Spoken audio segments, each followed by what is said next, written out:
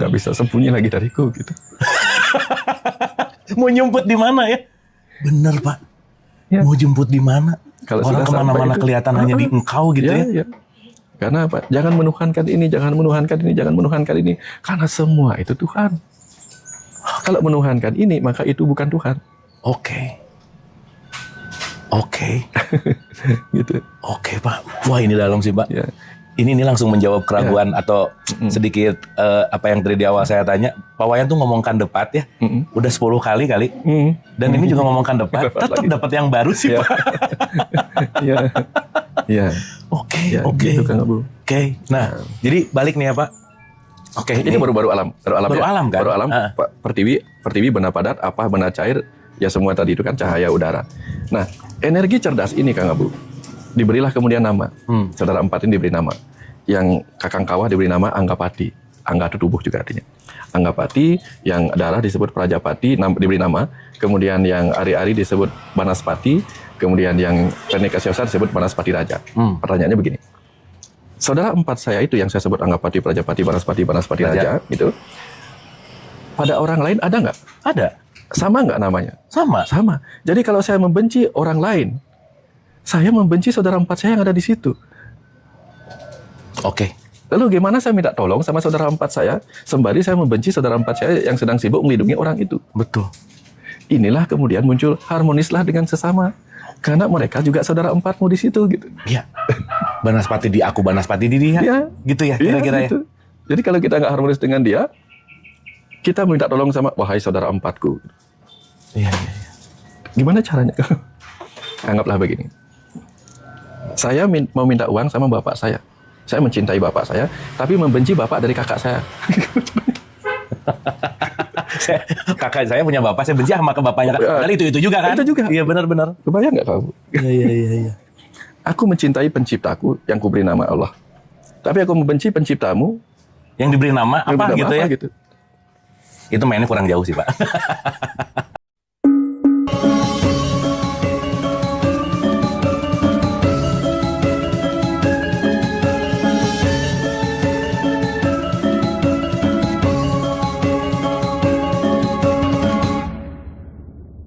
Terima kasih kepada teman-teman juga yang dengan kebersamaannya kita selalu bersedekah selalu sebelum memulai acara ini. Mari kita sama-sama kita buka dengan kebaikan bersedekah. Boleh di rumah, boleh melalui Fastabiqul Khairat, dan yang sudah melalui Fastabiqul Khairat, alhamdulillah hari ini kita sudah hampir mencapai 30 juta, sudah 29.700.000 dan hari ini insya Allah kita akan bagikan, tapi Ibu Bendaharanya, kepala sekolah yang kepala yayasannya sedang ada ini dulu menghadiri acara yang lain. Nanti hari ini insya Allah kita akan bagikan kepada 4 yayasan binaan Fastabiqul Khairat. Asik, kita udah bisa berbagi lagi. Terima kasih teman-teman. Sekali lagi hatur nuhun Kang Abu, hatur nuhun Pak Wayan. Kita tunggu sekarang paparannya. Insya Allah akan membukakan kesadaran kita bertambah dan bertambah lagi. Hanya itu aja. Terima kasih Kang Abu, Pak Wayan, mangga dilanjutkan. Oke, terima kasih Bunda Isya. Terima kasih juga buat semuanya. Dan kita selalu bahagia dan senang sekali gitu ya, etos. Jadi Pak Wayan, mungkin saya akan membuka gini, selama ini kan research sudah hampir 14 tahun, dan mudah-mudahan sebentar lagi diakademisikan gitu Pak Wayan. Dan ini belum pernah nemu semangat dari teman-teman online, mau dari YouTube, TikTok, Zoom. Ini tuh penonton yang selalu mau belajar tuh sekarang meningkat dan bisa sekali live tuh yang nonton bisa 1.300, 1.700, sampai 2.000 gitu Pak Wayan, dan konsisten gitu. Orangnya tuh emang kebanyakan berulang itu-itu lagi gitu. Nah saya juga kadang-kadang bingung apakah memang semangat atau nggak ngerti-ngerti sih gitu ya Pak Wayan. Tapi yang saya sangat bahagia adalah semangat belajar yang sangat tinggi dan semangat belajar yang sangat menggebu-gebu gitu. Terutama banyak sekali yang DM, yang ngobrol, rindu lah dengan paparan dari Pak Wayan. Jadi mungkin ini masuk ke area di mana semangat orang ingin belajar ke dalam itu lebih dalam gitu. Mungkin saya ingin membuka itu Pak Wayan. Ini tuh memang ada siklusnya kah? Atau memang lagi masanya dan momentumnya sehingga kelihatannya tuh orang semakin serius pengen kenal sama diri gitu. Gimana Guru? Atau memang karena dia nggak ngerti-ngerti gitu kan. Jadi entah saya bahagia memang banyak yang nonton, orangnya itu lagi, tapi di satu sisi ini kayaknya nggak ngerti-ngerti juga sih gitu ya. Kang Abu pernah lihat restoran yang ramai nggak? Oh ya. Pelanggannya itu aja. Iya. Apa karena dia nggak kenyang-kenyang atau apa ya? Oh benar. Karena mungkin taste-nya menyenangkan, enak gitu ya, dan servisnya menyenangkan gitu ya. Padahal yang dimakan kemarin nasi goreng yang sama kan? Iya. Ramuannya sama gitu. Betul. Kenapa? Karena ada sesuatu yang dia dapatkan, cita rasa. Iya. Cita itu artinya ada kesadaran murni, rasa yang merasakan. Jadi ketika cita rasanya dapat, jadi ada bagian dari jiwanya, kesadaran jiwanya yang dapat sesuatu ketika menikmati itu. Oke. Ya, dan menariknya tuh gini Kang Abu. Setiap kali Kang Abu menyampaikan sesuatu, walaupun yang disampaikan sama, cita rasanya sama, tetapi kedalamannya berbeda. Akan beda hasilnya. Maka itu yang menyebabkan kenapa obrolan itu seperti pelanggan restoran yang terus-menerus datang gitu. Okay. Orang yang sama, padahal menunya sama. Betul, Pak. Sampai saya mau curhat dulu dikit ya, Pak. Saya jujur gitu, dalam sekitar sebulan lah gitu ya. Sebelum ini kemarin memutuskan untuk sekolah serius gitu. Saya tuh tiap bangun tidur selalu, saya pengen jadi orang pintar. Gini loh, Pak. Kan kadang-kadang kalau ngomong di satu forum tuh kan kadang-kadang ada yang udah lama, ada yang baru. Yeah. Terus tuh saya sendiri ngomong tuh kayak halnya tuh yang sama terus gitu Pak Wayan. Terus begitu saya ngomong, ngomongnya kesini lagi.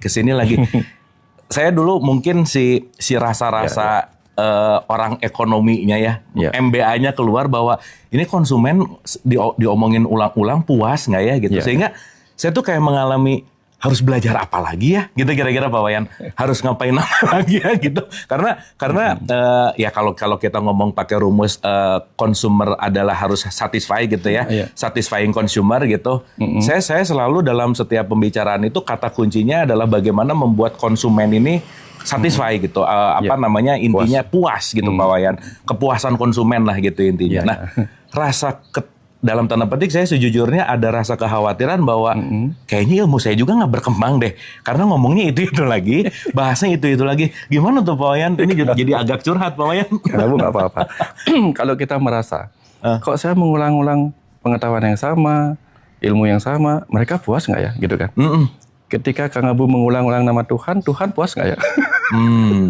Aduh susah jawabnya. Pak Wayan tuh paling bisa emang. Kan kenapa saya nggak kepikiran itu ya? Nama-nama Tuhan yang sama juga diulang-ulang kan berkali-kali kan. Tapi kita nggak kepikiran Tuhan puas nggak ya namanya disebut yang sama berulang-ulang gitu. Oke. Bahkan mungkin semakin diulang-ulang dalam tanda petik ya, Tuhan makin senang kali ya. Iya. Padahal itu sama kan. Iya. Kayak misalnya di Bali, para pemuja Siwa misalnya akan memanggil Om Namah Shivaya, Om Namah Shivaya. Yang artinya apa? Ya Tuhan, Engkaulah Siwa. Ya Tuhan, Engkaulah Siwa. Ya Tuhan, Engkaulah Siwa. Misalnya, Allahu Akbar, Allahu Akbar. Allah Maha Besar, Allah Maha Besar. Kita mengulang-ulang hal yang sama, kita puas. Betul nggak? Semakin kita sering mengulang, semakin kita puas. Tapi kenapa ketika kita berbicara pengetahuan yang sama, kita merasa nggak puas? Sementara penonton aja, seneng aja, ngulang-ngulang. Betul sih. Tapi memang benar Kang Abu. Ada sesuatu ketika Kang Abu merasa bahwa kita mengucapkan pengetahuan yang sama berulang-ulang, ada perasaan kita yang nggak puas. Betul, Pak. Kayaknya kita belum nambah sesuatu deh buat kita. Betul. Kebayang nggak kalau Tuhan disebutkan namanya diulang-ulang tanpa menambahkan sesuatu yang tadinya terus mengulang-ulang, tidak ditambah dengan action. Kenapa nggak merasa puas gitu? Misal, kebayang maksud saya kan? Kebayang. Harusnya kan gini, kita pun harusnya, aku mengulang-ulang nama Tuhan terus, puas nggak ya Tuhan kalau aku mengulang-ulang terus tanpa aku tambahin dengan action gitu misalnya.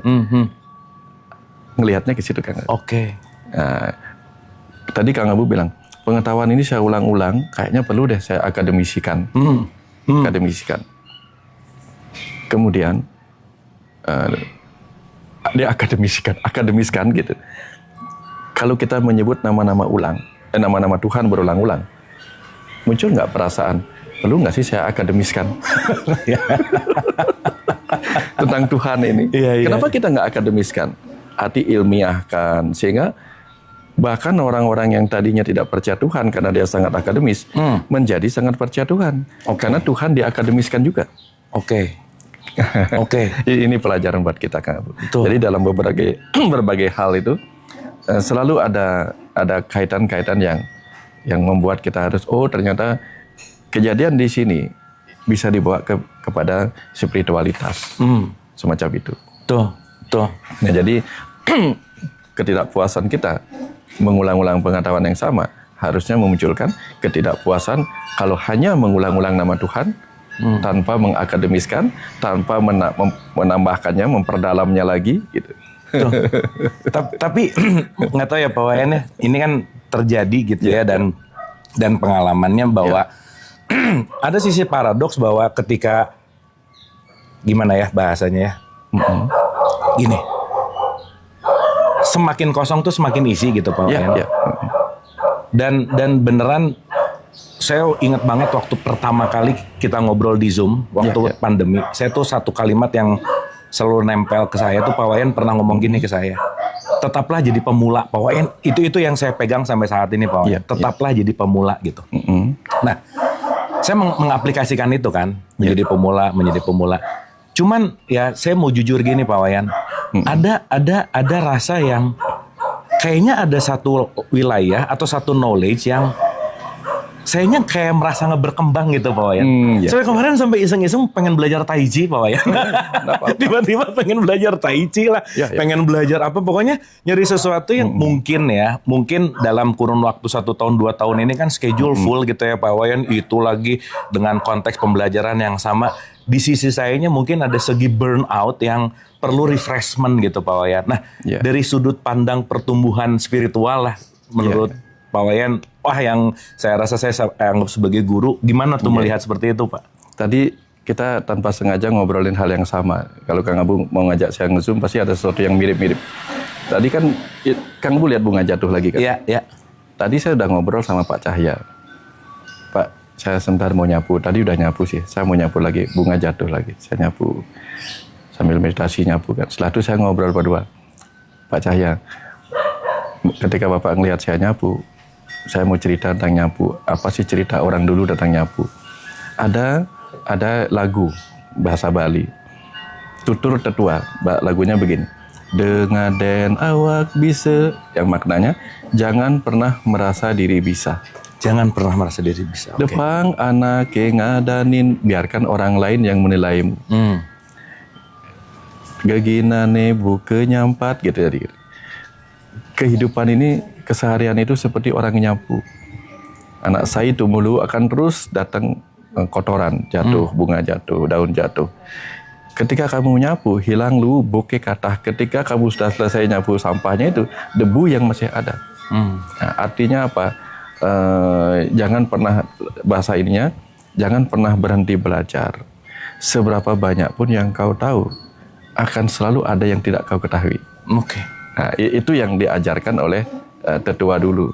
Jadi apa yang sudah hilang, yang besar itu hal-hal kecil yang kamu mungkin tidak paham. Yang kita gede, yang global itu paham. Tahu-taunya hal kecil tidak paham. Kita paham alam semesta, alam semesta kecil nggak paham diri kita sendiri. Selalu ada hal-hal kecil, sehingga dari sanalah kita harus selalu memulai. Ketika kita memulai, tidak ada jalan kita mau memulai kalau nggak jadi pemula. Dan orang Bali itu diajarkan untuk pulanglah ke jati mula. Ada kata mula juga di situ. Pemula, jati mula, dan asalmu, kawitan, kemulan, ada kata mula juga di situ. Nah, mula itu apa? Kalau kita berhitung, mula itu pasti dimulainya dari 0. 0, 1, 2, 3. Setelah selesai angka 9 kan yang terbesar. Mulai lagi dengan 1, 0. Terus 2, 0. Jadi semakin kita berjalan semakin banyak nolnya gitu. 2, 0, 3, 0, 4, 0. Kemudian apa? 1, 0, 0 jadi 100. Semakin banyak di belakang kita 0, kita semakin berharga. Nah, jadi itulah sebabnya kita harus selalu memulai sesuatunya ini dari mula. Karena dalam ajaran spiritualitas itu Kang Abu, ia yang tidak berawal dan tidak berakhir. Jadi kapan kita memulai sampai merasa di akhir, sebenarnya kita sedang menjejak titik awal. Tuh. Jangan pernah menganggap ini titik akhir. Pada saat kita mengatakan akhirnya aku sampai, untuk memulai apa tujuan kita sampai di titik itu gitu. Betul. Mulai lagi hal baru gitu. Sama kayak Kang Abu kemarin waktu pandemi itu mengakhiri dialog positif Zoom-nya. Iya. Tapi pasti mengawali yang lain. Betul sih Pak. Nggak ada henti. Kang Abu. Betul. Dan itu sesuatu yang nggak bisa ditolak gitu. Nggak bisa. Betul sih Pak. Iya, nggak bisa ditolak. Akan Betul. terus demikian. Karena itulah keabadian Kang Abu. Keabadian itu adalah ketika titik awal dan titik akhir ketemu, atau titik akhir ketemu lagi dengan titik awal gitu. Yang alfa omega tadi. Nah, kira-kira seperti itu Kang Abu. Ya. Oke. Nah, ini juga mungkin yang jadi banyak pertanyaan ya, Ya. bahwa makasih sih Pak Wayan. Jadi Ya. saya sedikit lega ya. Ya. Karena perasaan kekurangan itu lagi melanda gitu Pak Wayan. Terutama pengetahuan ya Pak Wayan. Ya. Kayak kurang knowledge dan seterusnya. Nah, Ya, ini ya. juga lagi banyak didiskusikan kemarin karena ketemu sama teman-teman Gen Z apa dan lain-lain. Ya. Betapa sangat sulit menghargai diri, lebih mudah mencari kekurangannya. Ya. Di satu sisi ketika kita merasa pemula terus, kita akan diisi. Tapi paradoksnya, di satu sisi itu bisa membuat kita jadi kekurangan menghargai diri gitu Pak Wayan. Iya. Contoh misalnya gini Pak. Ada kasus yang sangat mengguncang ya, orang sampai menghabisi dirinya gitu ya, menghilangkan nyawanya. Karena dia merasa bahwa di posisinya dia itu tidak berharga gitu Pak Wayan. Artinya di situ ada pembandingan. Ya. Jadi saya ngelihat ya, dan saya mengalami juga bahwa tidak menghargai diri itu jauh lebih mudah daripada menghargai diri. Padahal kan kalau yang sering diulang-ulang, diomong-omong gitu ya, kita merasa kekurangan, membandingkan, dan merasa bahwa mereka lebih layak apa dan lain-lain. Terbukti saya komain sedikit Pak, saya kemarin ketemu sama teman yang baru keliling Eropa gitu. Ya. Dia bilang di tempat ini, wah top banget, di Denmark oke banget. Sekarang kita tahu negara yang paling bahagia ada di Finland, di Nordik gitu ya. Ya. Tapi di satu sisi, mereka ada di wilayah paling top aja, tetap ngeluh Pak Wayan. Tetap pajaknya lah, apa. Jadi kita nanya orang-orang di Australia misalnya, kita asik, saya di sana asik gitu. Tapi ngeluh juga. Ya kalau orang Indonesia udah jelas ngeluh lah ya. Iya. Kita banyak keluhan terhadap apa. Jadi ternyata di level manapun Pak, di level kenyamanan tertinggi pun keluhan tetap ada. Ya. Di level tertinggi kenyamanan pun tingkat menghargai diri ternyata nggak bagus-bagus amat gitu. Ya. Nah, gimana Pak Wayan? Karena gini Kang Abu. Silakan. Kemarin juga kan ada orang Belgia ke sini. Dia bilang secara duniawi kami bahagia di situ gitu. Hubungan sesama manusia bagus, dengan alam bagus, tapi kami merasa ketika kami datang ke Bali, wah Bali itu orang makmur ya semuanya. Sementara orang Bali sendiri bingung, lah kami yang ada di Bali aja bingung gitu. Makmurnya di mana? Makmurnya gitu di ya? mana gitu. Betul. Nah ternyata orang Bali dulu diajarkan tentang Trihita Karana tuh Kang. Iya. Kalau ingin mencapai kebahagiaan atau jagat hita, kebahagiaan duniawi, maka harmonislah dengan 3 hal. Harmonis dengan lingkungan, dengan sesama manusia, dan dengan parahyangan, dengan Tuhan. Nah ketika kita dengan lingkungan tidak harmonis, dengan manusia nggak harmonis, tetapi mungkin merasa sudah harmonis dengan Tuhan, merasa gitu. Nggak bahagia juga. Di luar negeri, mereka hidupnya bahagia. Harmonis dengan orang-orang, harmonis dengan lingkungan. Tapi kadang mereka nggak terlalu mengenal, nggak terlalu peduli dengan urusan agama, spiritualitas. Nggak ketemu juga kan. Oke. Karena kan kalau dibawa ke alam semesta kecil, alam semesta kecil ini juga mengandung Trihita Karana itu Kang Abu. Pelemahan atau lingkungan adalah tubuh kita, pawongan atau manusia adalah pikiran kita, parahyangan adalah Tuhan yang ada dalam diri kita. Oke. Jadi kalau di dalam diri kita sendiri kita nggak harmonis Tiga-tiganya. dengan ketiga itu, kita nggak akan bahagia Kang Abu. Makanya kenapa banyak orang beragama semacam Indonesia, kenapa tidak termasuk orang yang bahagia secara duniawi? Padahal mereka agamanya bagus. Karena mereka harmonis dengan Tuhan, tapi nggak harmonis dengan sesama manusia. Pawongannya nggak oke, pelemahannya nggak oke. Pelemahannya nggak oke. sungai-sungai dikotori, berkelahi sama sesama, satu agama berkelahi, agama berbeda berkelahi gitu. Terus sama Tuhan mereka harmonis sama Tuhannya sendiri gitu. Mereka akan kehilangan dua gitu. Orang Barat aja yang duanya bagus, cuman sama Tuhan mereka nggak terlalu pedulian gitu. Itu juga nggak merasa nggak ada yang kosong, Kang Abu. Oke. Kebayang nggak kalau kita di sini hanya memenuhi urusan agama dan spiritualitas, gitu. Tapi dengan sesama nggak beres, dengan lingkungan nggak beres. Jadi kita kekurangan lagi dua nih. Nah makanya orang yang mungkin sudah kaya raya, kenapa dia tidak menghargai dirinya? Padahal banyak hal-hal yang bisa dia hargai di kekayaannya gitu misalnya. Karena dia nggak melihat kekayaan lebih hebat pada pikirannya, dia nggak melihat kekayaan paling hebat di jiwanya. Di sini masih merasa kosong. Kosong akan penghargaan dirinya gitu. Ada orang merasa sudah belajar banyak, udah pintar nih. Udah pintar, dia bangga dengan kepintarannya, merasa berharga dengan kepintarannya, tapi mungkin dia nggak merasa berharga tentang tubuhnya. Dia nggak sadar bahwa tubuhnya itu sesuatu yang luar biasa. Tapi bagi mereka yang memiliki kesadaran menyeluruh, sadar betapa hebatnya tubuhnya, sadar betapa hebatnya pikirannya, sadar betapa hebatnya jiwanya, dia akan ketemu penghargaan. Dia nggak perlu lagi penghargaan dari orang lain. Karena apa? Betapapun buruknya penghargaan orang lain ketika kita sudah menemukan harga diri kita. Nah, dan kita tahu kan, salah satu kebutuhan keempat dari Abraham Maslow itu kan esteem need, harga diri. Harga diri, bukan harga orang lain ya. Harga diri. Harga diri, bukan harga orang lain. Bukan harga orang menilai diri kita ya? Iya, harga diri. Iya benar. Iya benar. Ya, makanya disebutnya harga diri kan. Iya. Hargai diri bukan orang lain disuruh menghargai kita. Jadi kalau orang lain menghargai kita itu harga orang, bukan harga diri, harga orang. Harga diri kan. Tapi kenapa kita nggak mau menghargai diri sendiri gitu? Karena kita selalu minta harga orang untuk kita. Tapi itu terjadi global sih Pak Wayan. Ya itu tadi karena mereka ya kurang terpenuhi aja di situ. Nah, kenapa yang keempat kurang terpenuhi? Nah, menariknya gini, esteem need itu ditempatkan di urutan keempat setelah friendship, belonging, love, need yang ketiga. Nah, jadi kenapa banyak orang kehilangan harga diri? Karena mereka kehilangan teman, kehilangan kekeluargaan, kehilangan persahabatan. Siapa disuruh menghargai? Sepintar-pintarnya kita, kalau musuh banyak, nggak ada yang menghargai kita, betul nggak? Betul. Sejelek-jeleknya kita, tapi kalau teman-teman kita banyak, masa teman nggak menghargai kita? Namanya teman kan? Yang sering tidak menghargai kita kan orang yang memusuhi kita. Betul. Makanya jangan tinggalkan atau jangan tidak dipenuhi yang ketiga ini. Persahabatan, love need, belonging need, merasa dimiliki gitu. Ya, dimiliki teman-teman. Nah, ajaran-ajaran agama kan sudah mengajarkan ini.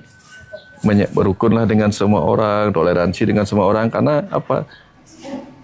1000 teman itu belum cukup. Satu musuh sudah berlebihan. Kan gitu diajarkan. Karena apa? Kehilangan harga diri nanti kita. Betul. Kan biasanya kan kita udah punya teman banyak. Satu orang aja nggak menghargai kita kan rasanya sesak kan. Yang dipikirin yang nggak menghargai itu kan. Nah ini yang banyak terjadi karena kenapa orang tidak menghargai kita? Karena kita jadikan dia musuh. Makanya itu benar. Satu musuh itu terlalu banyak. Jutaan penggemar itu, jutaan teman itu belum apa-apa. Benar sih Pak. Tapi emang sifat alamiah ego kali ya Pak ya. 1000 teman ada, satu musuh. Misalnya ya, kan ini juga nggak bisa kita tolak ya, orang yang nggak suka sama kita, yang membenci kita gitu. Tapi kenapa fokusnya tuh kepada yang satu nggak ke yang 1000 gitu ya Pak? Ketika kita jalan Kang Abu, kita jalan dengan tubuh kita ini, kita berjalan bersama 50 triliun sel. Tapi begitu satu sel tertusuk duri, fokusnya ke duri kecil itu. Bener sih. Aduh. Iya, Jadi sibuk kan menghentikan semua aktivitas gara-gara duri kecil yang hanya menusuk mungkin beberapa sel kan. Dari 50 triliun sel. Iya. Ya kan kadang-kadang kita punya jutaan orang yang kita mencintai kita, satu orang membenci kita, fokusnya di situ karena menyakiti kan. Duri kecil itu menyakiti. Dan kita bingung untuk mengabaikan duri itu kan. Karena kenapa? Bayangkan Kang Abu, kalau orang kakinya tebal atau sarafnya lumpuh, ketusuk duri dia peduli nggak? Enggak. Kenapa? Karena dia nggak ngerasain sakit. Nah, kalau kita punya teman 1 juta, satu orang menjadi duri menyakiti kita, tapi kita kebal, tidak mengalirkan perasaan ke situ. Mukanya tebal aja. Muka Bermuka tebal ya. bermuka tebal. Jadi artinya kita seperti orang yang kebal itu kan dia nggak pakai rasa ke situ. Ditusuk pakai apapun masuk, tapi dia nggak ngerasain. Nah, kenapa banyak orang belajar ilmu kebal untuk tubuhnya, tapi tidak melatih kekebalan bagi pikirannya sehingga tidak mudah tersakiti hanya oleh satu kata-kata yang kayak duri gitu kan. Tahu nggak Kang Abu? Belakangan ya, kata belakang itu versi orang Bali itu disebutnya duri. Duri itu artinya belakang. Ya, kalau orang bilang durian, belakangan ya gitu. Jadi kalau ada orang menyakiti kita seperti kita tertusuk duri, taruh aja durian belakangan gitu. Pantas durian berduri gitu ya. Iya, durian makanya berduri. Iya. Kalau versi orang Bali, durian kan hitungan tuh gitu. Jadi belakangan aja dipikir itu duri itu gitu. Oke. Ya, jadi artinya kita main kata-kata lah, apa namanya, gunakan kata-kata lucu-lucuan ini untuk apa? Oh, ternyata kalau kata-kata orang lain yang menyakitkan bagikan duri itu, taruh aja durian dalam arti belakangan gitu.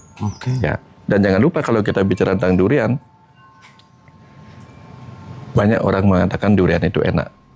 Karena apa? Bukan karena kulitnya yang berduri, tapi karena isinya yang lembut. Jadi kalau ada kata-kata yang mirip kayak durian, berduri gitu, jangan lihat kulitnya. Siapa tahu di dalamnya ada sesuatu. Lembut yang lembut. Tapi lihat durinya udah males, Pak. Nah, saya mau balik ke ini, Pak. Ini tuh saya tuh selalu amazed sama Bali ya, Pak ya. Saya menemukan pemaknaan kalau dalam tradisi Islam itu disebut hablum minallah, hablum minannas, hablum minal alam. Jadi Allah Tuhan, nas itu manusia, alam itu ya alam semesta gitu ya. Meskipun dalam ceramah-ceramah hablum minal alam ini memang jarang diceritain sih Pak. Makanya banyak yang rajin sholat tapi rajin buang sampah sembarangan. Kenapa? Karena dia buang sampah tidak merasa tidak beribadah kepada Tuhan gitu kira-kira. Nah, kalau boleh Pak kita mundur ke Trihita Karana sedikit. Sebenarnya konsep Trihita Karana itu kan Bali banget ya Pak ya. Itu tuh apa sih dasarnya dan dari mana? Kan kalau kita ngelihat dari leluhur kan itu udah lama banget ada gitu. Gimana sih Pak? Gini Kang Abu masih ingat kan? Tuhan adalah kecerdasan semesta, tanpa kecerdasan tanpa batas, jadi energi, jadi materi. Setiap memadat jadi materi. Setiap materi yang terurai jadi energi. Setiap energi itu mengandung kecerdasan. Sehingga dunia ini penuh dengan energi cerdas. Nah, itu pertama. Sekarang balik ke cerita sedulur papat, kadapat. Di dalam diri kita, kecerdasan itu yang ada di dalam DNA kita. Itu ketika menyatu dengan DNA yang ada pada sel sperma dan sel telur, itu menciptakan benih yang akan menjadi tubuh manusia. Dan dengan cerdasnya dia membagi dirinya, sel-sel itu. Ada yang menjadi sel-sel plasenta, ari-ari, ada yang menjadi air ketuban, menjadi darah, menjadi selaput amnion, selaput ini, ya, selaput yang akan menjaga bayi di dalam tanpa harus berenam dalam air itu tanpa harus keriput. Gitu. Itu yang disebut vernica seosa. Itu kan materi semua. Di dalam kandungan, si materi itu menjaga kehidupan manusia. Kalau air ketuban sampai habis, manusianya mati. Kalau tali pusat terbelit, manusianya mati, bayinya mati. Kalau ari-arinya lepas dari dindingnya, manusianya mati. Darah nggak ada, manusia juga mati. Itu di dalam kandungan ketika dia dibentuk. Pada saat lahir, sebelum lahir. Di dalam kandungan, air ketuban itu menjadi shock breaker. Shock breaker. Yang bikin posisinya tetap aman gitu ya. Itu yang pertama. Kedua, kalau Kang Abu mengangkat beban perahu di daratan, lebih ringan mana dibandingkan ketika mengangkat di lautan? Di lautan. Nah, bayi yang 3 kilogram itu dibawa kemana-mana sama ibu, berat itu. Tapi dengan adanya dia di dalam air seperti samudra, dia jadi seperti ringan kan. Oke, itu cerdas banget ya. Kebayang kalau nggak ada itu, berarti Kalau tiap nggak hari ada kayak itu, nge-gym gitu ya, nge-gym ibu-ibu gitu. gitu ya. Kayak bawa barbel kemana-mana gitu. Benar. Ya, dengan ringan itu kan gravitasinya berkurang, jadi kayak gimana gitu. Nah, itu dia menjaga kan. Belum lagi tali pusat mengalirkan darah, ari-ari mengalirkan nutrisi dan sebagainya. Venica seosa menjaga supaya nggak keriput gitu. Begitu lahir, air ketuban yang keluar duluan dengan pecah selaputnya. Kenapa tujuannya air ketuban keluar duluan? Untuk membilas, membersihkan jalan lahirnya ibu. Oke.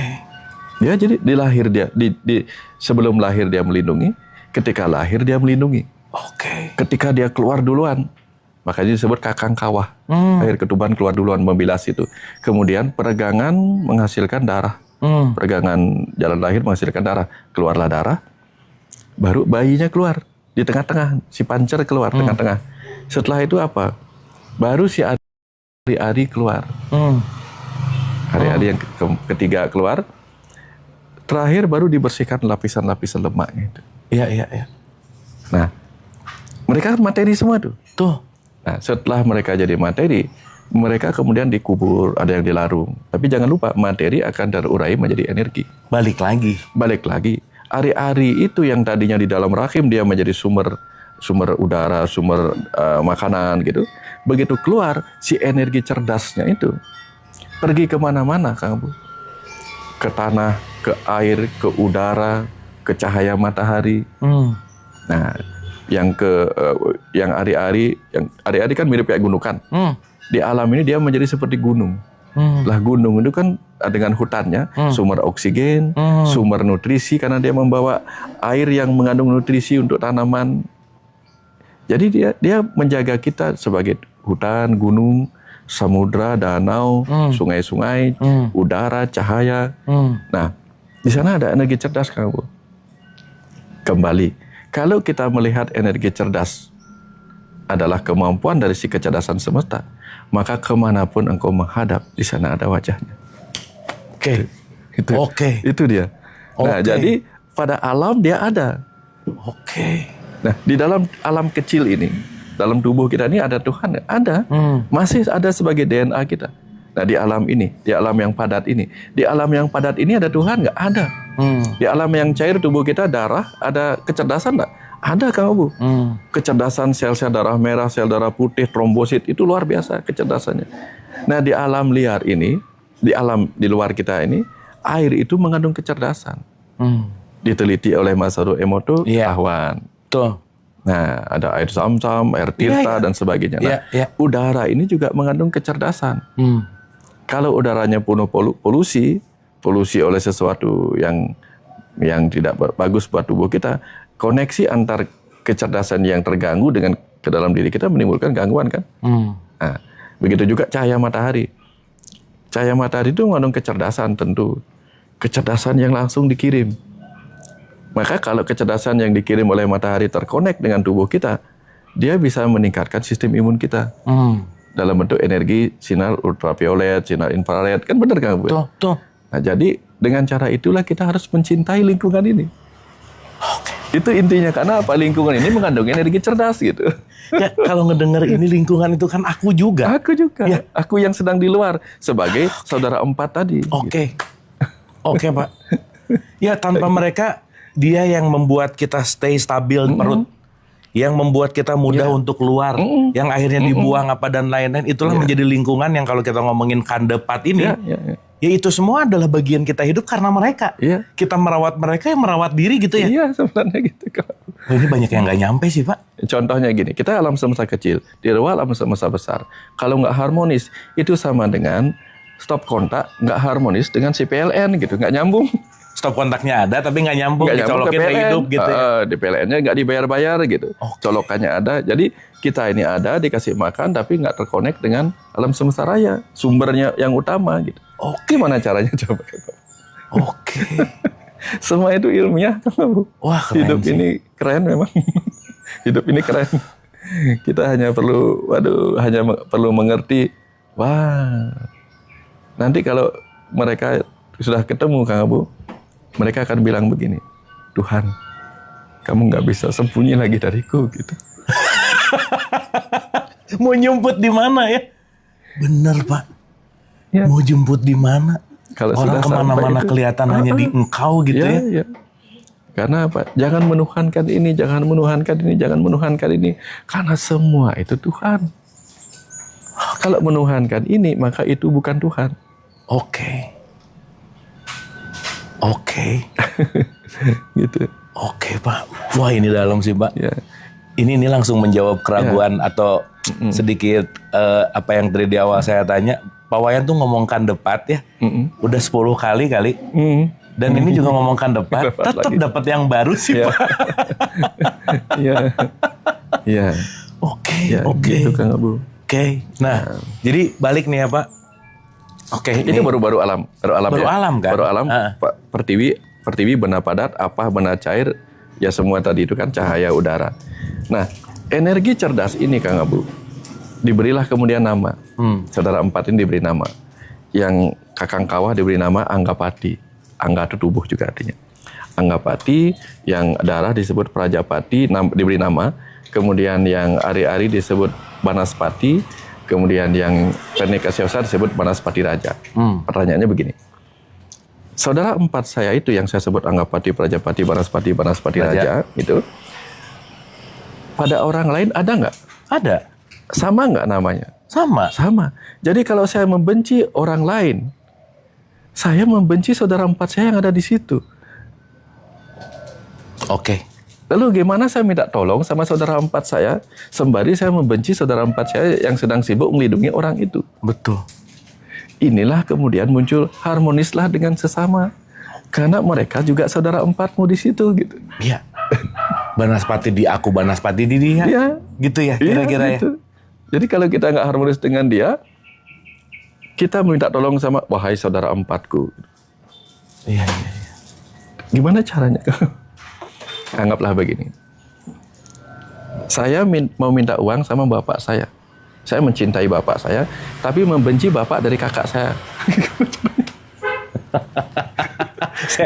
Kakak saya punya bapak, saya benci sama ke bapaknya. Padahal itu juga kan? Itu juga. Iya benar-benar. Kebayang nggak kamu? Iya. Aku mencintai penciptaku yang kuberi nama Allah. Tapi aku membenci penciptamu yang diberi nama yang apa bernama gitu ya? Gitu. Itu mainnya kurang jauh sih Pak. Kebayang nggak kamu? Ya. Iya benar sih Pak. Ya. Kita membenci ayah ibu semestanya orang lain, sementara kita mencintai ayah ibu semesta kita yang sama. Oke. Gimana caranya? Tapi Pak ini yang jadi menarik ya, jadi pop up nih. Ya. Dari mana awal muncul fanatisme sih Pak sebenarnya? Ketika kita ngerti ini kita ya Pak ya. Ya. Kan depat Pak Wayan, kan depat saya ini yang nonton nih ya di berapa, ada 1.500 orang lah, ini berapa 100 macam-macam nih ya. Ini semua yang nonton kan depat yang sama gitu. Sehingga mengkerucut menjadi sebuah fanatisme. Bahwa kamu orang lain, aku orang lain, di identitas berbeda, aku mendapatkan stigma bahwa aku yang paling baik, paling surga, kamu neraka, maka aku lebih baik dari kamu. Itu startingnya dari mana sih Pak? Oke. Kalau Kang Abu dengar kata kecap, yang Kang Abu ingat kecap apa aja? Mereknya maksudnya? Bukan. Kecap manis. Kecap asin, kecap manis. Oke. Kalau pingin yang agak enak, kalau sate temennya kecap apa? Manis. Kalau apa yang lain kecap asin. Bubur lah kecap asin. Bubur kecap asin gitu. Nggak ada masalah toh? Minta dong kecap manisnya begitu. Tapi begitu muncul merek. Kecap nomor 1 mulai. Jadi urusannya merek ya Pak ya? Kalau merek urusannya dagang nanti ujungnya. Nah, namanya dagang marketing gitu. Marketing. Ya, padahal yang dijual juga kecap manis, kecap asin. Begitu merek. Kecapku nomor 1. Oke. Menarik. Iya, bener Pak.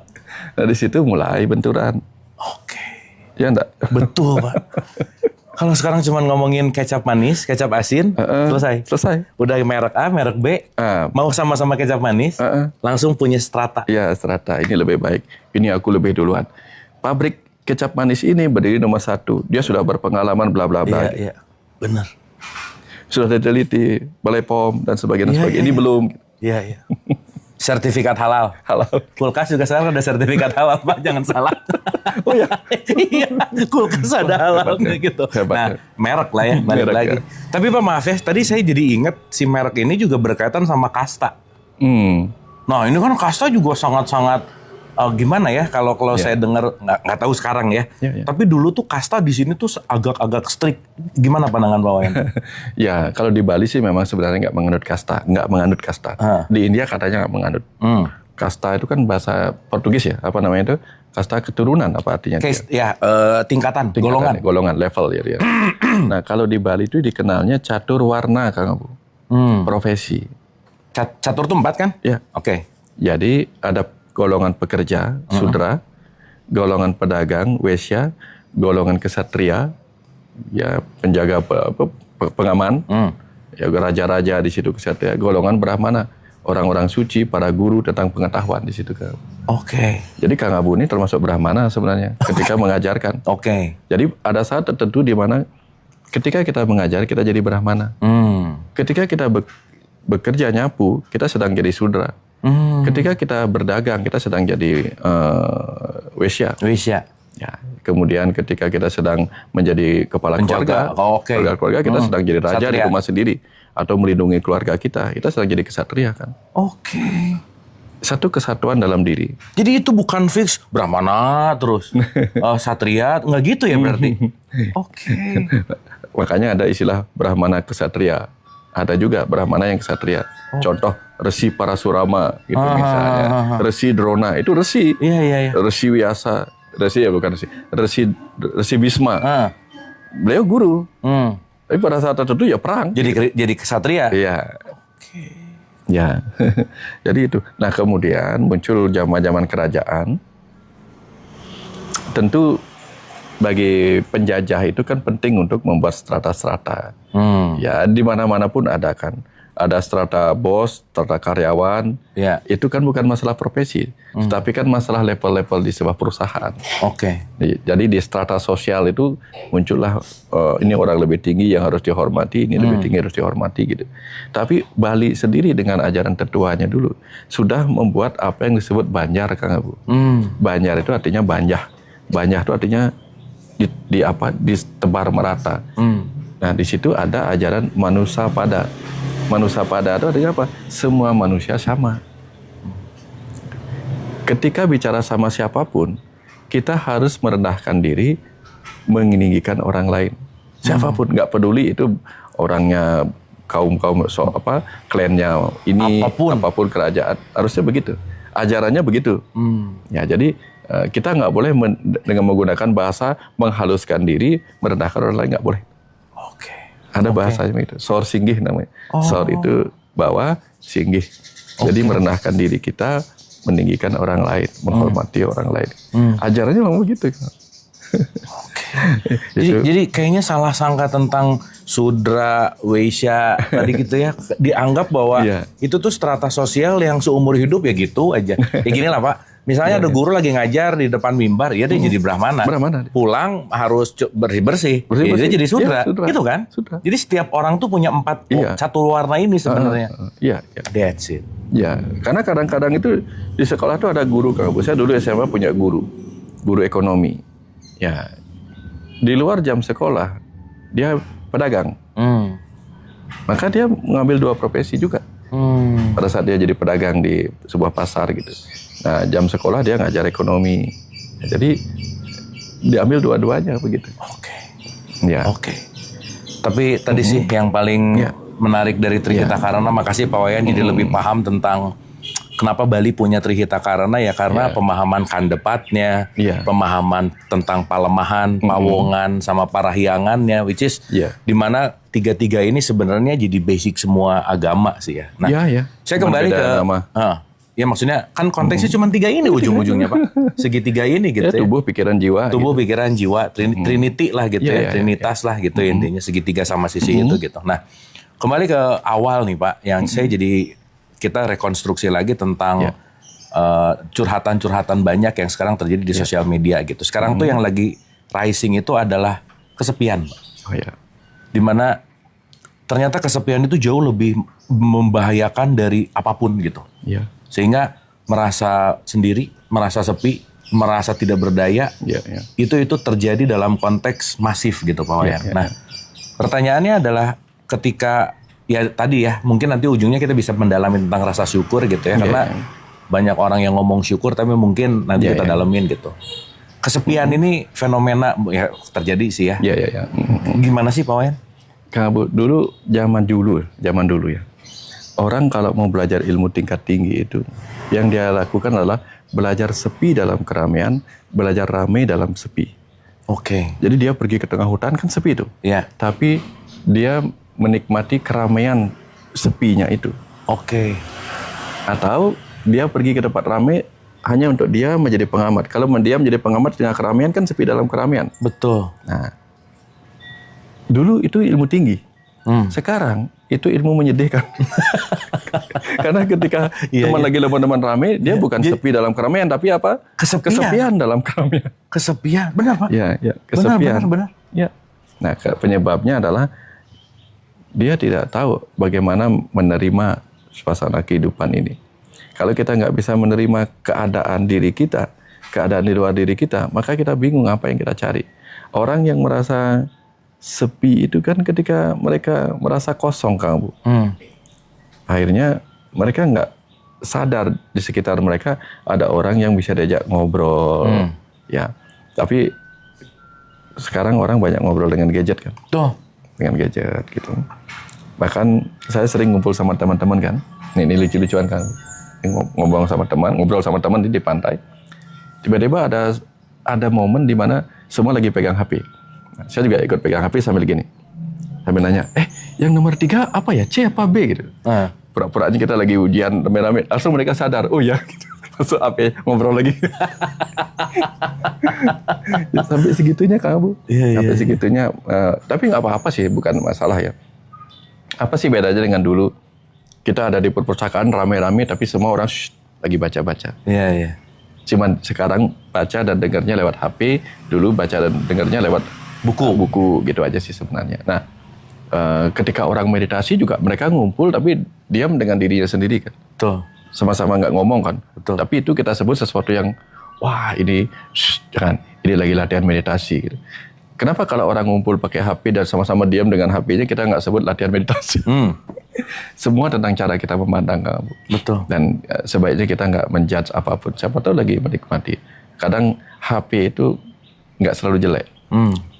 Di Bali dulu ada orang kalau lagi harus jaga malam, Kang Bu. Ada orang kematian kan. Mereka sepi dalam keramaian, Kang Bu. Obrolannya sudah habis kan. Jadi mereka bengong gini semua, Kang Bu. Nunggu pagi hari kan. Bengong aja gini. Tidur nggak enak. Diam aja gini. Mikir apa, sebagian main catur gitu kan. Ketika mereka main catur pun mereka fokusnya pada catur. Kalau sekarang kan ada gadget lah.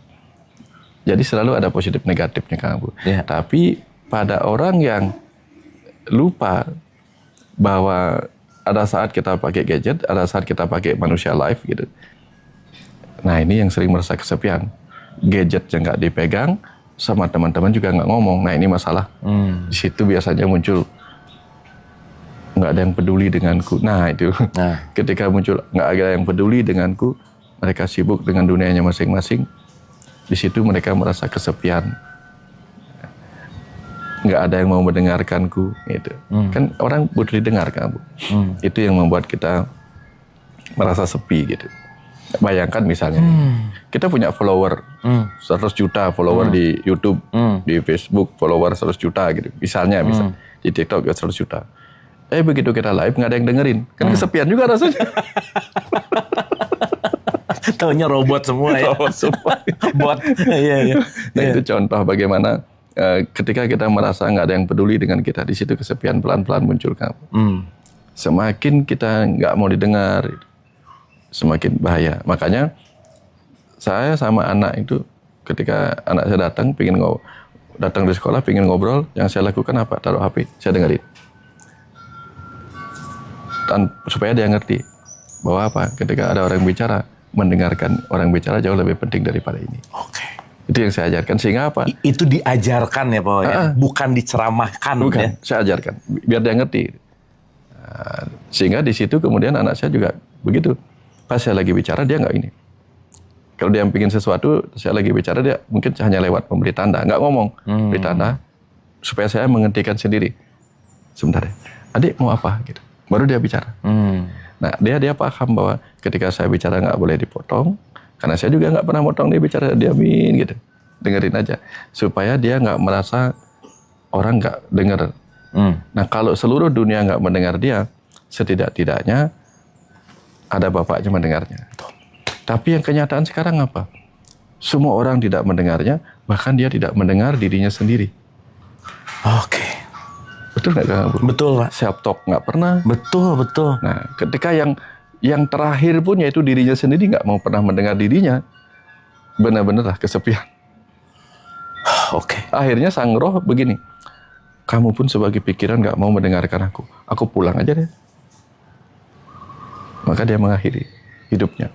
Kenapa? Karena dalam hidup ini dia setidaknya bertambah 2 orang. 1 tubuhnya, 2 pikirannya.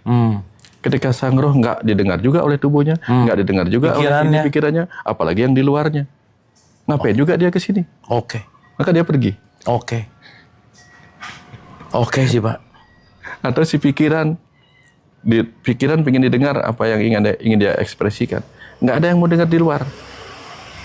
Di dalam diri dia nggak terlatih untuk bicara dengan dirinya sendiri. Tubuhnya nggak mendengarnya. Si hati nurani nggak mendengarnya dan dia nggak mendengarnya. Kemudian yang dia dengar si ego. Oke. Udahlah, hidup ini nggak ada gunanya. Semua juga orang akan pulang gitu. Mau duluan belakangan aja. Udah sekarang aja daripada hidupmu nggak berguna. Nah, ujungnya juga nanti mati. Akhirnya dia ngikutin bisikan dirinya sendiri yang itu gitu. Pulang. Oke. Dan kesepian itu Kang Abu gitu. Tapi Pak, kalau saya pribadi saya sudah mengalami nggak terhitung lah ya, bahwa kata-kata Pak Wayan itu menyembuhkan saya gitu. Saya pribadi gitu ya, dan itu sudah menjadi testimoni buat saya. Saya sepi dan mengakhiri hidup jadi ingat teman saya yang terakhir ketemu Pak Wayan gitu kan. Jadi saya punya teman, dia mengalami stres berat dan pengen mengakhiri hidup gitu. Udah cari kemana, ya memang udah jatuh temponya, akhirnya ketemu Pak Wayan gitu. Yang saya penasaran sampai saat ini, Pak, kenapa sih kata-kata Pak Wayan bisa membuat orang mencegah untuk mengakhiri hidup? Apa sih yang Pak Wayan omongin sebenarnya? Apakah kata-katanya? Apakah kekuatan di baliknya? Apakah faktor apapun yang sehingga selesai dari Pak Wayan ini teman saya justru dia semangat banget hidup sekarang gitu. Dan Pak Wayan pernah bicara tentang talking is healing gitu, bahwa bicara itu menyembuhkan gitu. Iya. Nah, apa yang Pak Wayan lakukan sih sebenarnya? Yang pertama ketika datang tuh yang kesini yang saya kasih pertama obatnya itu telinga. Telinga. Oke. Iya. Telinga. Karena telinga itu berkaitan dengan suara. Suara itu berkaitan dengan iswara. Dewa iswara. Dewa iswara itu berkaitan dengan jantung. Jantung berkaitan dengan hidup. Oke. Ini agak panjang. Oke. Hidup orang ditentukan juga oleh jantungnya. Jantung itu yang berdiam di sana adalah iswara. Ketika dia keluar hidupnya sebagai suara, dia butuh mengekspresikan apa yang dia alami. Apa obat yang bisa kita berikan kecuali telinga? Nah, ketika datang, saya berikan telinga. Saya berikan telinga, kemudian saya ajak dia memahami perjalanan hidupnya. Ketika dia melihat apa yang tadinya tidak terlihat, disitulah, Nah, Buddha itu mengajarkan pandangan benar. Buddha itu akal budi. Jadi kalau akal budinya hidup, maka dia bisa melihat dengan benar. Kalau diajak melihat dengan benar, maka akal budinya hidup. Maka dia tercerahkan. Betul. Nah, waktu di situ dia cerita tentang hidupnya, lalu saya ajak melihat dengan pandangan yang benar. Tiba-tiba akal budinya hidup. Oh iya ya. Oh iya ya. Begitu dia bilang oh iya ya, akal budinya langsung hidup.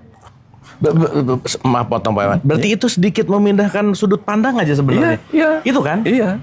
Sudut pandang. Seperti kita durian dan kelembutan di dalam itu tadi kan. Aku nggak suka sama durian, ya nggak usah suka sama durian. Yang penting suka sama isinya. Durian itu menyakitkan, ketimpa juga sakit gitu. Tapi isinya kan enak gitu. Nah, kita kan kebanyakan tidak ketemu isi karena fokus pada kulitnya, Kang Abu. Oke. Ya. Itu gara-gara kita fokus pada kulitnya, jadi kita nggak ketemu apa yang terjadi di dalamnya.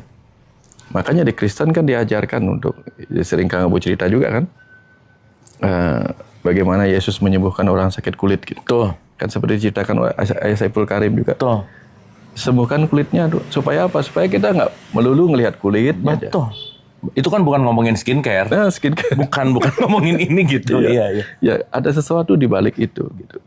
Kalau suka makan rambutan, jangan makan kulitnya yang ada rambutnya. Hanya gara-gara itulah yang menyebabkan dia disebut rambutan. Makan isinya yang nggak ada rambutnya gitu. Bagus. Bener. Jangan sampai makan durian, mentang-mentang namanya durian, yang dimakan durinya ya. Gitu. Jangan gitu. Oke. Yang tetap ya semua di isinya yang dimakan. Jadi alam itu memang aneh-aneh. Ketika dia disebut durian, kenapa sih harus berduri? Pohonnya tinggi, Kang Abu. Pohonnya tinggi, buahnya sangat lembut, Kang Abu tahu kan? Kalau jatuh dari ketinggian, hancur nggak dia? Hancur buahnya yang lembut itu. Maka disimpanlah dia dalam buah yang berduri supaya tegangan permukaannya menyebar. Kalau jatuh, yang kebentur itu bedalah. Nah, rambutan juga sama.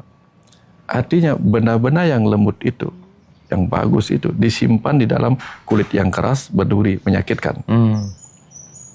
Kalau kita ketemu perjalanan hidup yang penuh duri, menyakitkan, jangan-jangan isinya lembut, penuh pencerahan. Tapi kan karena kita lihat durinya, ini menyakitkan dan sebagainya, aku kesepian. Padahal jangan-jangan kesepian itu mengajak apa? Sang roh bilang, di kehidupan masa lalu kamu penuh keramaian. Sekarang ku buat kamu kesepian supaya apa? Supaya ngomongnya ke aku. Oke. Siapa tahu, kita nggak pernah tahu kan. Dulu nggak pernah belajar chat talk, di kehidupan terdahulu nggak pernah ngomong sama aku. Udah, daripada kamu terus-menerus nyari keluar, jangan ngobrol sama orang lain di luar, aku kasih kamu momen kesepian supaya kamu ketemu sama aku di dalam. Saya dulu pernah mengalami sebuah rasa kehilangan yang luar biasa, Kang Abu. Kehilangan yang luar biasa, itu kehilangan kepercayaan pada apapun yang saya ceritakan. Saya bilang begini, Tuhan, aku gak percaya lagi sama kamu. Aku bahkan tidak percaya pada para dewa, tidak percaya pada leluhur, tidak percaya pada apapun. Bahkan aku tidak lagi mau percaya pada diriku sendiri. Saya bilang begitu, Kang Abu. Tiba-tiba hening kosong, dan saya diam dalam kemarahan ini, Kang Abu. Yang namanya kita nggak mau lagi percaya, merasa ditipu kan marah namanya. Aku nggak percaya lagi sama Tuhan. Kalau engkau menyebut dirimu atau disebut dirimu adalah dalam wujud ini datang, akan kutanya. Yang datang itu dalam wujud apapun, seseram apapun akan kutanya. Kalau dia nggak bisa, berarti itu bukan kamu. Pokoknya aku nggak percaya lagi sama siapapun, bahkan tidak pada diriku sendiri. Tiba-tiba dalam keputusasaan akan rasa kepercayaan itu, sesuatu bertanya di dalam, Kang Abu. Pertanyaan yang sederhana untuk menjawab pertanyaan saya.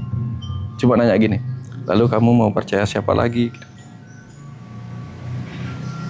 Di situ saya sadar, saya nggak punya jawaban. Lebih baik saya nggak punya uang daripada saya nggak punya jawaban untuk sebuah pertanyaan sesederhana itu. Oke. Dan saya bilang, lalu saya percaya siapa lagi? Saya nggak punya jawaban, Kang. Maka kemudian saya bilang, Tuhan, ambil semua yang pernah kau beri, ambil semua. Tapi jangan ambil satu saja. Keyakinanku bahwa kamu ada. Karena dengan itu setidak-tidaknya saya punya jawaban, Kang. Gitu. Oke. Nah, dalam kesepian itu, dia sedang memanggil saya untuk masih ada aku. Itu, Kang Abu. Jadi buat siapapun yang pernah merasa kesepian, mudah-mudahan mengerti apa yang saya alami. Dan saya memang harus mengalami untuk membagikan ini. Di puncak kesepian masih ada satu yang tidak akan pernah meninggalkan kita. Sesuatu yang tidak pernah sebenarnya ingin dipuji. Sesuatu yang akan menerima kemarahan kita dengan diam.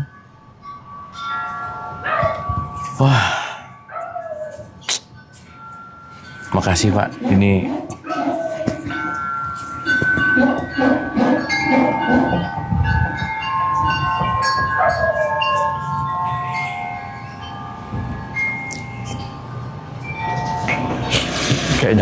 Kayaknya ada yang curhat kalau begitu. Iya Pak, aduh. Ada yang curhat karena merasa apa? Ya, kamu marah aku diam, kamu mengadu aku diam, kamu tidak minta aku beri. Kadang memang kamu minta aku tidak beri karena kamu nggak tahu apa yang kamu butuhkan. Kamu hanya tahu apa yang kamu inginkan. Betul Pak. Dan tapi ketika aku masih tetap ada sebagai sesuatu yang bisa kamu percaya dan kamu kehilangan kepercayaan, kamu merasa kesepian, sementara aku adalah alam semesta yang menemanimu. Alam semesta menemanimu. Siap mendengar, siap bicara dalam diam gitu. Gimana mau kesepian gitu ya? Gimana Pak? mau kesepian kamu? Tadinya saya mau nanya gini Pak. Ya. Kenapa si teman saya ini udah ratusan orang ngomong sama dia, YouTube yang dia tonton, kalimatnya sama. Tapi dia berubah saat mendengar Pak Wayan bicara. Katanya sama Pak. Advice-nya sama. Tapi orang yang berbicara beda. Ternyata saya baru ngerti ketika tadi Pak Wayan bilang, dengan mengalami Pak Wayan bertanya tadi di mana gak ada jawaban, Pak Wayan mengalami dulu. Setelah Pak Wayan melampaui itu, maka kata-kata Pak Wayan yang akan menjadi energi buat orang ini. Begitu gak sih Pak Wayan?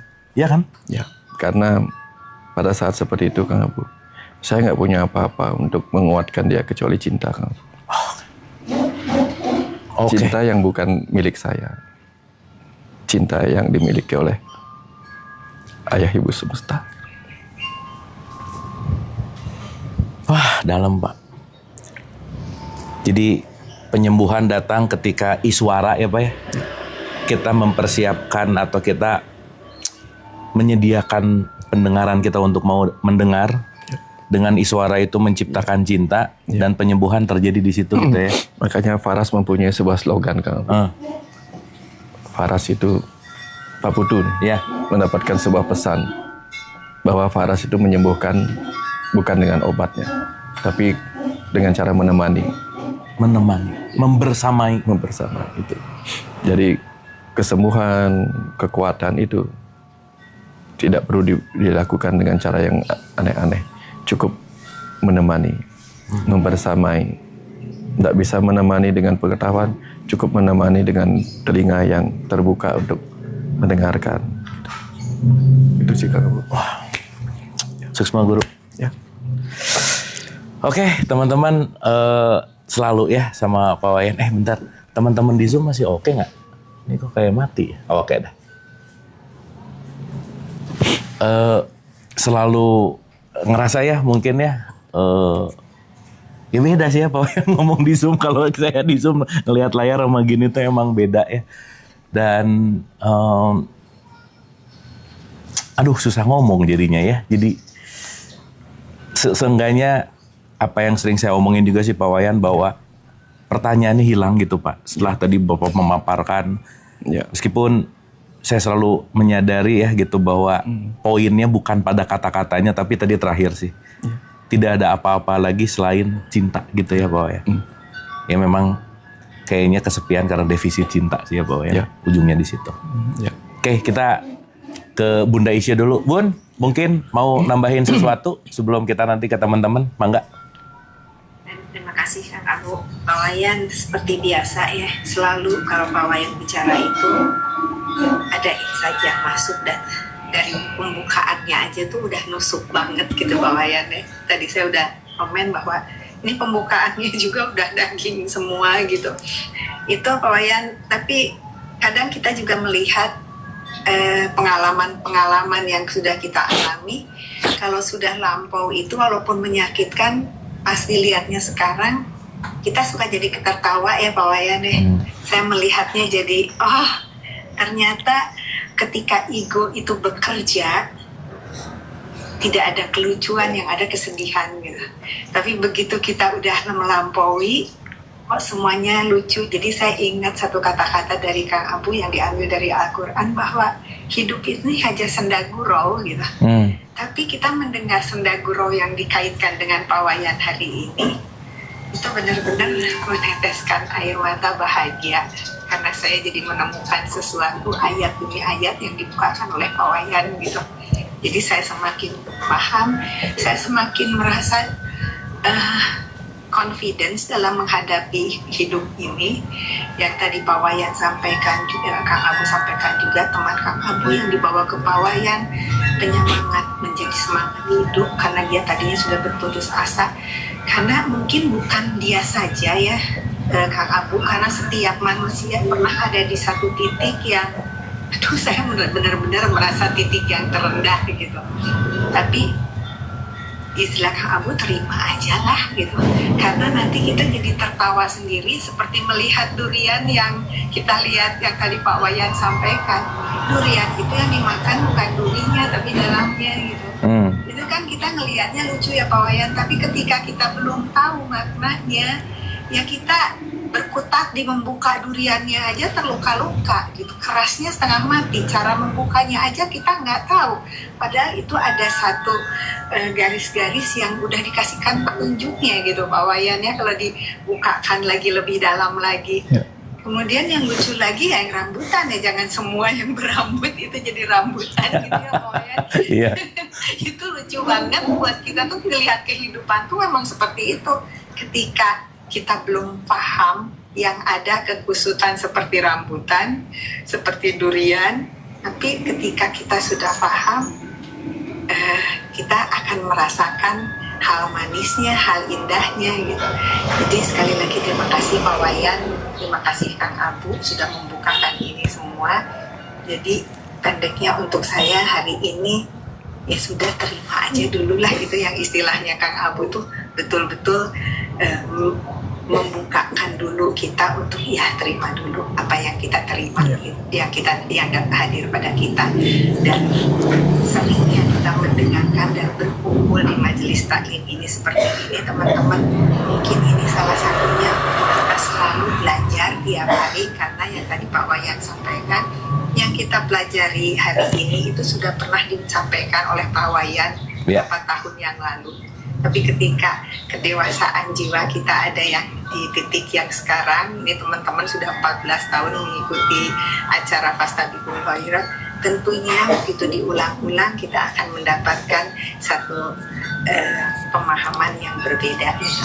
Jadi di sini kita juga tidak menyamakan teman-teman yang belum bisa hari ini menerima apa yang disampaikan Kang Abu dan Pak Wayan, tidak apa-apa, karena pasti indah pada waktunya. Itu aja Kang Abu, terima kasih Pak Wayan dan Kang Abu. Nuhun, Bunda Isya, terima kasih. Ini tadi lewat sekitar banyak 4 atau 5 Pak Wayan ya, mirip-mirip dari komen dan pertanyaan tuh ada 2 sih poinnya Pak Wayan. Bagaimana cara terbaik untuk lepas dari ketidakpercayaan diri, Pak? Itu satu question atau pertanyaan paling besar.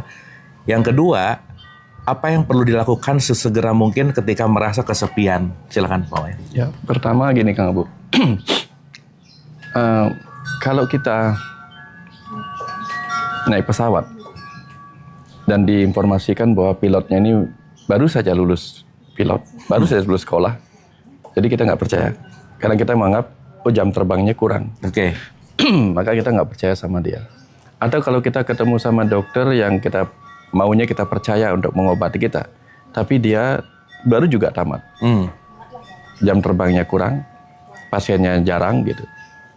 Kita jadi kurang percaya sama dia. Tapi begitu kita ketemu orang yang ahli, orang yang sudah jam terbangnya banyak, nggak disuruh kita percaya, kita langsung percaya. Karena pengalamannya. Nah, kenapa orang tidak percaya dirinya? Bagaimana cara membangkitkannya? Lihat aja tubuh kita ini. Tubuh kita ini dibentuk oleh materi-materi, atom-atom yang sudah berpengalaman miliaran tahun. Bahkan sejak dia tercipta sebagai bagian dari alam semesta. Dari 13,8 miliar tahun secara hitungan aja Pak ya, udah gampangan nih gitu ya. DNA kita ini didatangkan dari orang tua kita. DNA orang tua kita turun dari DNA itu berapa juta tahun juga pengalamannya. Kenapa nggak percaya pada kecerdasan tubuh kita yang sudah berpengalaman banyak ini? Wah keren Pak, keren banget. Sel-sel ya sederhana begini. Saya suka beli CCTV atau sirene atau alarm yang dengan peka bisa bersuara ketika dia benar masuk. Ada orang masuk, tiba-tiba dia tahu ini orang yang biasanya kalau bel pintu atau apa masuk, alarm masuk, itu kan nggak bisa memilih. Ini orang baik apa orang jahat, orang tuan rumah apa siapa, dia nggak tahu milih. Tapi kalau kita punya alarm yang canggih, yang bahkan tahu ini orang berniat jahat, dari niatnya aja dia udah tahu. Oh, ini dalam kecerdasan yang terbungkus di penampilannya, ini orang jahat. Alarmnya bunyi, seperti itu. Wah, ini hebat nih. Maka kita percaya dengan produk alarm seperti itu. Dengan teknologinya. Dengan teknologinya kita percaya. Tapi kenapa kita nggak percaya dengan alarm tubuh kita? Yang setiap kali kita bernapas, kita nggak tahu napas yang kita hirup mengandung virus apa enggak.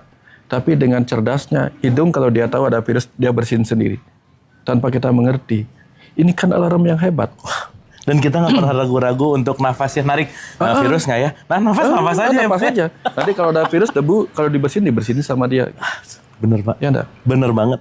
Kita punya ahli lab yang nggak usah kita ambil darahnya.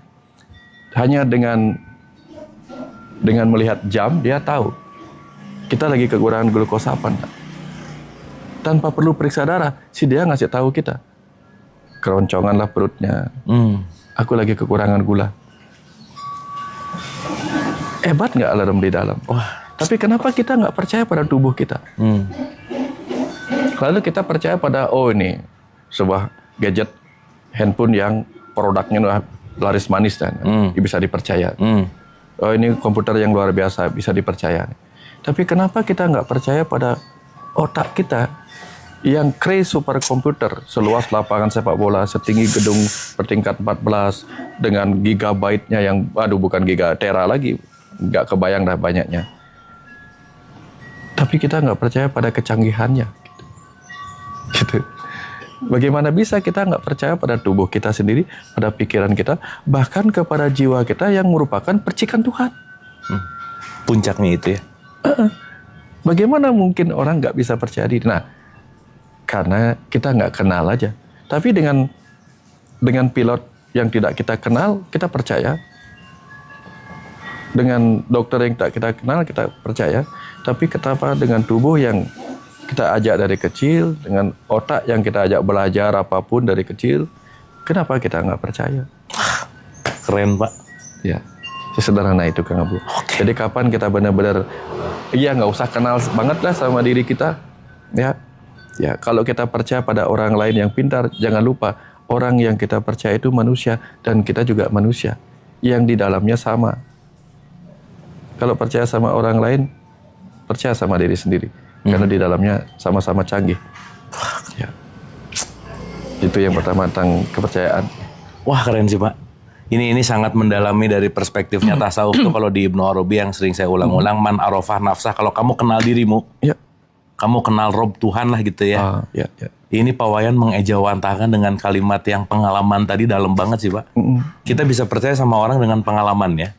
Ini pengalaman dari penciptaan awal udah ada, masa nggak percaya gitu ya. Wah keren sih Pak.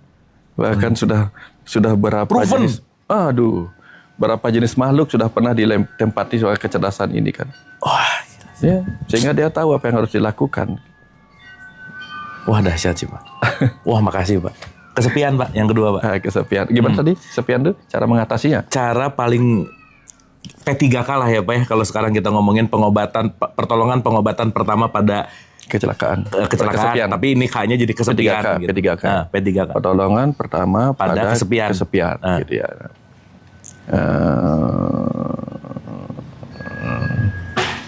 Pakai P3K juga. Perbanyak pertemuan penuh keakraban. Gitu. Teman saya ngomong Pak, dia jarang banget pertemuan keakraban seperti di pantai tiap pagi. Itu yang saya lakukan. Itu yang menyembuhkan katanya. Itu yang menyembuhkan. Keakraban itu. Dia merasa, saya nggak sendirian. Saya kumpulkan mereka dengan orang-orang pebisnis, orang biasa, para dokter. Ya, saya kumpul di situ kan. Saya kasih tahu. Saya tanya di depan dia. Kamu punya masalah nggak? Ada. Kamu punya masalah nggak? Ada. Semua punya masalah. dengan profesi kita yang masing-masing, dengan ada orang yang punya hotel 3 ini, mereka sama-sama punya masalah. Saya bilang, lalu siapa yang nggak punya masalah? Dari situ dia bilang, ya gitu. Semua orang punya masalah, dan ketika kita kehilangan masalah, berarti kita kehilangan harapan. Masalah itu memicu kita untuk terus hidup. Gitu. Karena masalah lapar kita makan, masalah sesak kita bernapas, ya. Kalau itu nggak ada, kita nggak bernapas, nggak hidup gitu. Kenapa patung nggak hidup? Karena dia nggak pernah sesak. Nggak pernah sesak ya Pak ya? Nggak pernah sesak patungnya, maka dia nggak hidup. Patung nggak punya masalah ya? Kalau dia sesak, maka dia pasti napas patungnya, maka dia hidup. Benar. Nah, sama dengan si bayi kan. Bayi begitu lahir, sesak dia kan, Bu. Maka dia nangis supaya napas. Kalau dia nggak nangis, nggak napas dia. Sesak aja langsung mati. Gitu. Kalau di dalam kan dia nggak napas. Karena semua kebutuhan sudah diberikan. Nah, jadi artinya pertolongan pertama pada kesepian, jawabannya adalah apa? Perbanyak pertemuan penuh keakraban. Wah, keren Pak. Nih kita dapat P3K Pak. Saya juga baru dapat. Oh iya, itu Pak Wayan tuh memang adalah terbaik lah. Nggak ada lagi lah udah. Terakhir menutup Pak Wayan. Harapan itu paradoks Pak. Dimana kita nggak bisa hidup tanpa harapan misalnya. Karena harapan itu yang kita pegang. Karena pada akhirnya teman saya bilang bahwa saya punya harapan sekarang. Tapi paradoksnya bahwa kita semua dikecewakan juga oleh harapan Pak. Jadi di satu sisi menghidupkan seperti oksigen, tapi oksigen juga bikin kulit kita keriput dan akhirnya mati. Dan ini semua paradoks gitu. Gimana nih paradoksi kali ini Pak? Satu, mereka yang mampu melampaui paradoks, mereka orang yang tercerahkan. Yang pertama. Dua, tinggal pilih. Mati karena harapan atau mati karena tidak punya harapan. Pilih. Lebih baik mati karena mengejar harapan daripada mati karena putus harapan. Jadi kalau kita mati mengejar harapan, setidak-tidaknya kita sudah menggunakan hidup kita untuk sebuah tujuan, yaitu mencapai harapan. Daripada kita mati karena putus harapan, kita nggak ngapa-ngapain. Kasihan energi yang diberikan Tuhan. Sesederhana itu kan. Susma, Pak Wayan, saya selalu, saya lebih menyadari lagi kenapa Fastabikul Khairat ini pengajian, Pak, 14 tahun tetap eksis. Karena tanpa sadar kita punya P3K. Setiap ketemu tuh akrab. Nah itu, dan selfie. Dan selfie udah pastilah. Jadi kalau kita offline, Pak, acara pengajiannya cuma 5% yang penting. 95%-nya foto sama makan sih. Itu keakrabannya di situ. Itu dah. Karena pertolong apa? Jangan buka modal. Itu tadi kan, apa tadi kan? Perbanyak pertemuan penuh keakraban. Nah, karena itu yang, karena di situ memberi kita kebutuhan ketiga, belonging. Nah, karena ketemu dengan orang-orang banyak prinsip, maka kita berpeluang ketemu dengan orang yang memberi kita esteem need, orang yang mengizinkan kita mengaktualisasikan diri kita. Dan apalagi yang di bawah itu apa? Kebutuhan basic makan. Needs. Kan dapat kebutuhan makan. Betul. Basic needs-nya di pengajian ada. Kebutuhan makan dipenuhi. Jadi orang datang ke pengajian motifnya banyak Pak. Termasuk nebeng makan siang. Jadi seluruh kebutuhan Maslow terpenuhi hanya dengan pertemuan itu. Betul. Jadi 14 tahun itu kuncinya terjadi. Itu kuncinya. Jadi pertemuan itu adalah untuk apa? Pertemuan kita temanya apa? Memenuhi kebutuhan Maslow. Memenuhi kebutuhan Maslow. Pak Wayan, matur susma, terima kasih. Pak Wayan selalu itu selalu walk the talk gitu ya, bahwa saya setiap ke rumah semesta ini memang penuh keakraban ya. Memang benar tadi Pak Wayan bilang mencontohkan itu jauh lebih bertenaga, jauh lebih berteriak daripada wejangan, karena nggak ada orang yang berubah karena sering dikasih ceramah dan wejangan. So mudah-mudahan pagi menuju siang hari ini kita semua dapat sesuatu dari aliran yang disampaikan oleh Pak Wayan melalui Pak Wayan, dan mari kita renungkan, mari kita resapi, dan yang paling terpenting adalah mari kita kontemplasikan untuk kita amalkan dan untuk kita sebarkan. Menarik sekali, dan kita punya pelan-pelan dari semua part yang saya rasa masing-masing kita punya wadah tertentu untuk part-part dari semuanya ini. Selamat menikmati, selamat direnungkan, dan kita ketemu di pembelajaran-pembelajaran yang akan datang. Sekali lagi Pak Wayan, Suksma, hatur nuhun, sungkem rahayu. Ya. Teman-teman Ibu Bapak terima kasih. Semoga bermanfaat. Mohon maaf lahir dan batin. Wabillahi taufik wal hidayah. Assalamualaikum warahmatullahi wabarakatuh. Hatur nuhun semuanya, terima kasih.